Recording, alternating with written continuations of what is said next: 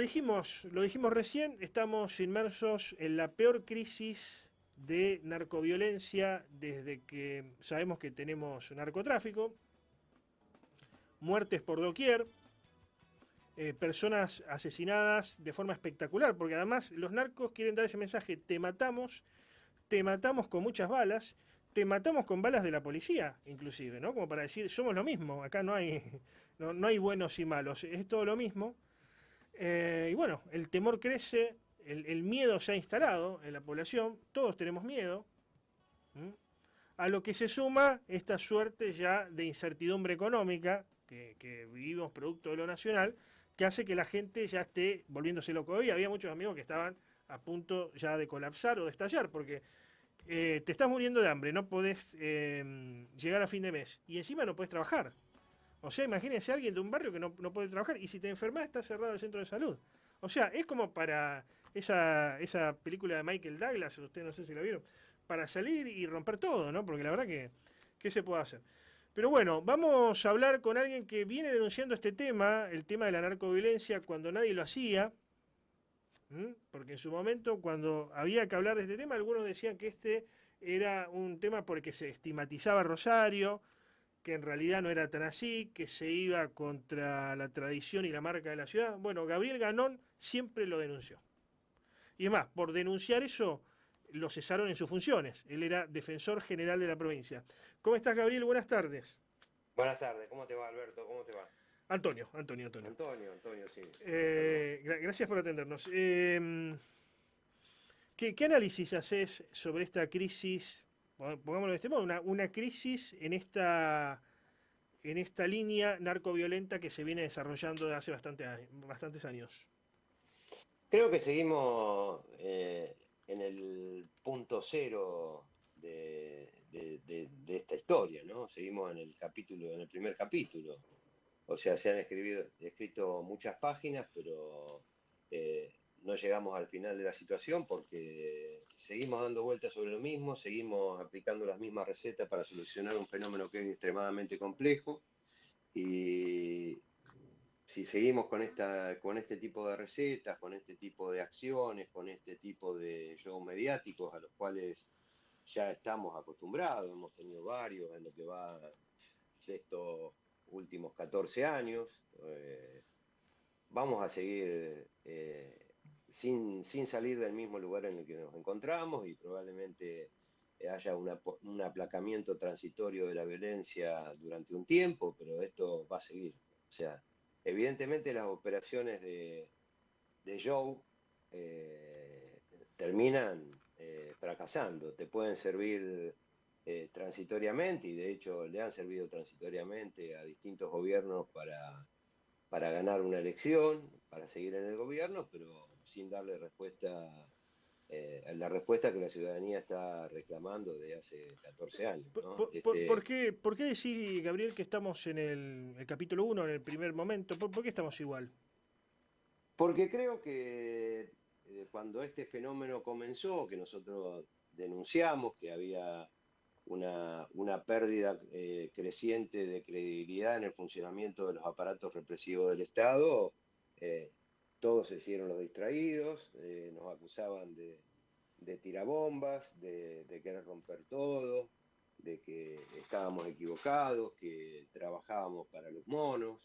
Eh, los militantes socialistas nos pintaron por allá por el año 2012, si mal no recuerdo, a mí y al fiscal Murray, que éramos los abogados de los monos, porque cuestionábamos una serie de decisiones que había tomado la justicia provincial.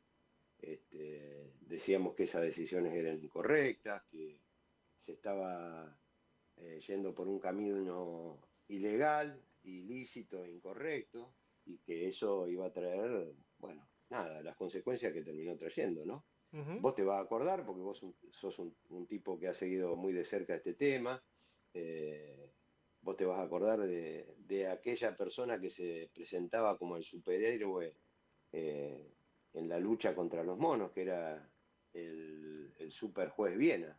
Ujú. Sí. Este super juez Viena que aparecía abrazado, eh, a la mañana, a la tarde y a la noche con el señor Luis Paz, al que se lo presentaba en todos los medios de comunicación por un comerciante honesto y afligido por el asesinato de su hijo, el fantasma Paz. Y bueno, eh, y después este juez decía encontrarse amenazado y iban todos los actores políticos y judiciales a abrazar los tribunales. Y bueno, y después se terminó descubriendo que este juez recibía dádivas del señor Paz, que le había regalado una moto, que además de regalarle una moto habían viajado juntos a ver una pelea de box en Las Vegas. Y bueno, sin embargo, eh, todo el mundo siguió convalidando la operación Viena. El gobierno terminó ganando las elecciones, la tasa de homicidios siguió creciendo, la tasa de castigo de homicidios siguió cayendo, Ujú. y bueno, y después todo este episodio se continuó repitiendo, pero los Eh, escándalos a- a- ha a- sido innumerables, ¿no? Ahora Puyaro llegó con la premisa de corregir aquello que había hecho mal Perotti, que era paz y orden. Perotti está más que claro que no pudo asegurar ni paz ni orden. La experiencia Saín fue una experiencia fallida, que llegaba como el gran intelectual de la seguridad. Los ministros que lo siguieron creo que solamente se dedicaron a pasar el rato no pudieron, no quisieron hacer más. Ahora llega Puyaro con la idea de generar algo nuevo. ¿Por qué es que fracasa Puyaro? Y si es que en realidad Puyaro está combatiendo el narcotráfico, porque hay algunos que dicen que en realidad no está combatiendo el narcotráfico. ¿Qué se puede decir al respecto?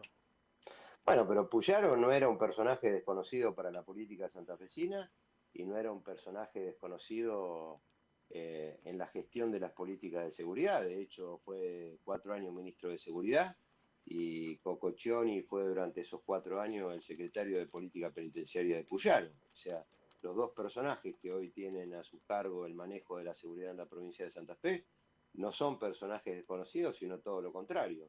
Son personajes que tenían una trayectoria y habían demostrado en su gestión un absoluto fracaso en la reducción o combate a este fenómeno de la proliferación de la violencia letal en la ciudad de Rosario. Uh O -huh. sea, si vos te corres del gobierno de Perotti, yo suscribo muchas de las afirmaciones que vos hiciste respecto de la gestión de Perotti y Saín, y te vas para atrás 4 años, te encontrás con la misma película. No es una película distinta. La gestión de Puyaro al frente del Ministerio de Seguridad Uh -huh. fue idéntica a la gestión de su predecesor, que fue Raúl Lamberto, Uh -huh. y los otros que estuvieron antes de Lamberto durante el gobierno de Bonfatti, y el fracaso también fue absoluto.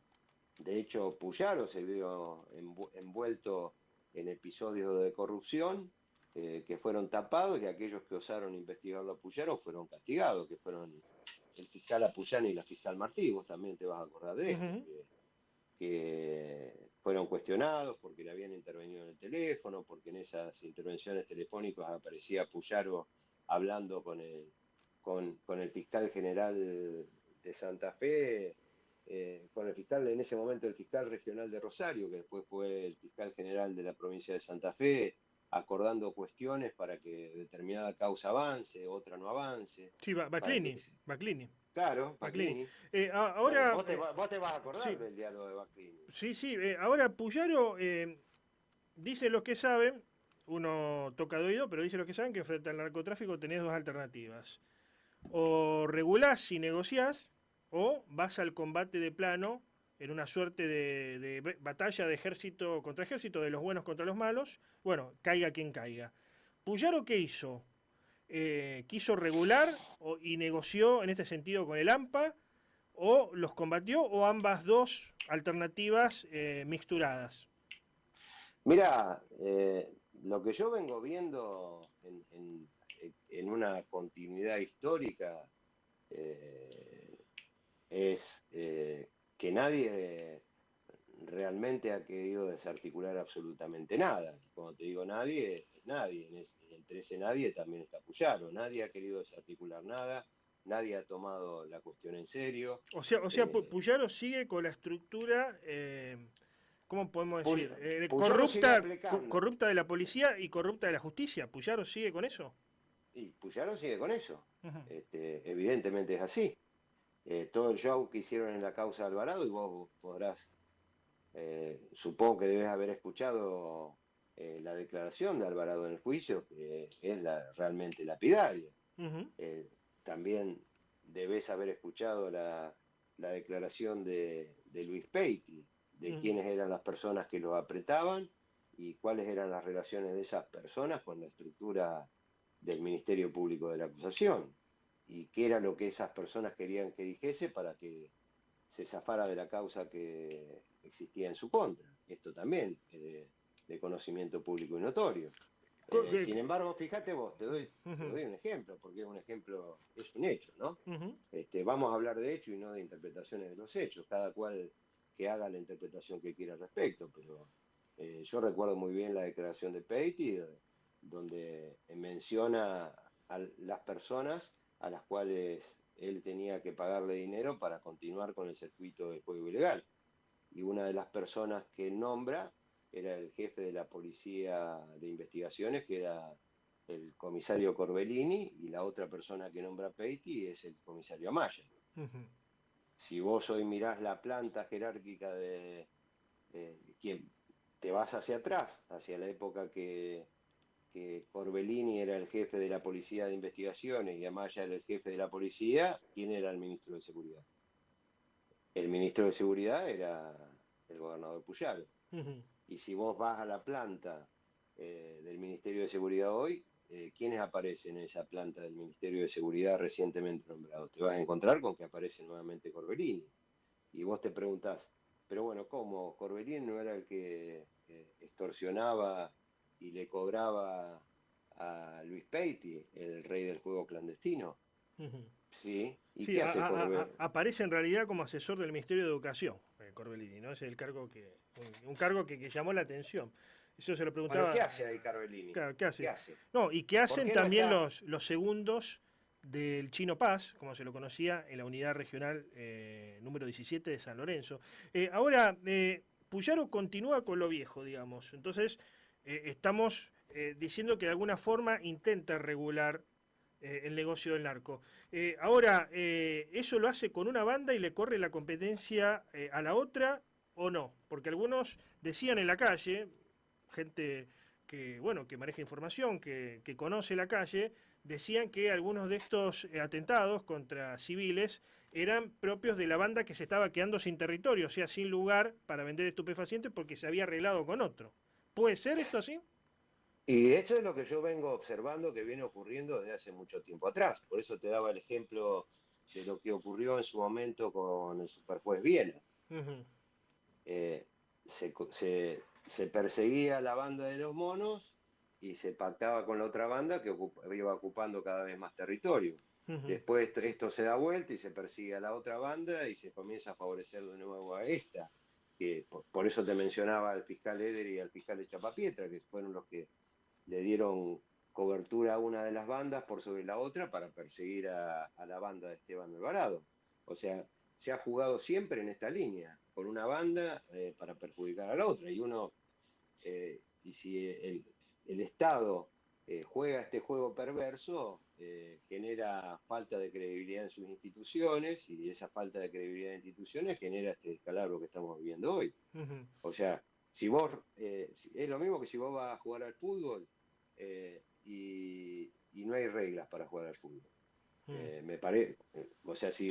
el árbitro, en lugar de intentar tener una visión imparcial de lo que ocurre durante el juego, pita siempre en contra de uno de los equipos. ¿Qué va a pasar con el equipo que se siente todo el tiempo perjudicado por el pito? Eh, va a querer va a querer romperle las piernas a los otros, va a querer agarrarlo a trompadas al árbitro, la hinchada de ese equipo va a querer prender el fuego el estadio. Y Ujú. bueno, es un poco lo que termina pasando cuando no hay reglas de juego, ¿no?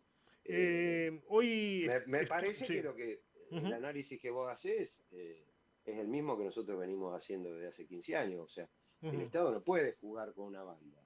¿Qué fue lo que pasó en México cuando el gobierno de Calderón decidió jugar a favor de la banda del Chapo Guzmán en perjuicio de todos los otros carteles mexicanos por consejo de la DEA y metió el ejército a jugar en la guerra del narcotráfico? ¿Qué fue lo que pasó?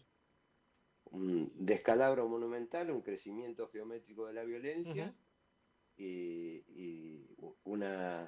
una pérdida absoluta de credibilidad de las instituciones estatales y del aparato represivo del Estado, la creación del surgimiento de nuevos carteles, el crecimiento de la violencia. Sí, sí, sí. O sea, Que el Estado queda, no puede tomar partido por una de las bandas. no puede tomar Y partido. lo que viene Eh, pasando, lo que yo interpreto que viene pasando es esto, que el Estado con sus agencias, con la policía, con algunos miembros de la agencia judicial toman partido por una banda para perjudicar a la otra. Eso termina generando. por cuál banda toma partido? ¿Por los monos o por Alvarado? En algún momento tomaron partido por Alvarado, en otro momento tomaron partido por los monos, en otro momento tomaron partido por Medina. Ujú. Este, los momentos fueron cambiando y los resultados son los que tenemos. Finalmente, Gabriel, bueno, están todavía Bullrich y Petri acá en Rosario. Anunciaron la venida de 5.000 gendarmes, un show hollywoodense de dimensiones espectaculares. ¿Sirve para algo esto o solamente va a implicar en la práctica poner este fenómeno de la narcoviolencia en sordina para después, una vez que esto pase, que se aplaquen los titulares sangrientos en los principales periódicos de la ciudad, vuelva todo a la normalidad o en todo caso a la violencia?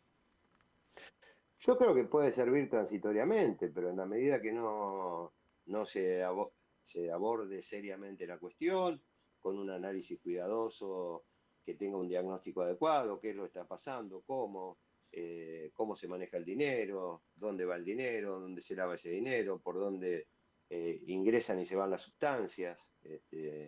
En la medida que nada de eso ocurra, el abordaje transitorio de la ocupación de los gendarmes en la ciudad de Rosario va a tener resultados que van a perdurar un tiempo y después esa tranquilidad va a desaparecer porque no se sigue sin abordar el problema, Ujú. se sigue sin atacar las raíces de ese problema. O sea, vos seguís, como le decía hoy a otro periodista que me llamó, o sea, vos seguís queriendo arreglar tu computadora con un martillo porque es la única herramienta que tenés y conocés.